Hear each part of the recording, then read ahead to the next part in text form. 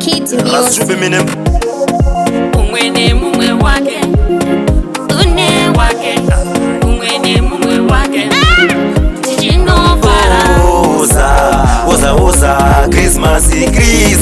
ngoe kufara tichifara zveduna na mama tiri kufara pano pamusha tiri kufara pano paruseva isu kwedu zvashuwa tinofara ziya zokufara takufara todana bujo ndiye wacho anotangisa mawani rasi Shupi kana ikoni kiti atitengere whisky kana kari kaze Hoza Christmas ngoe kufara tichifara zveduna na mama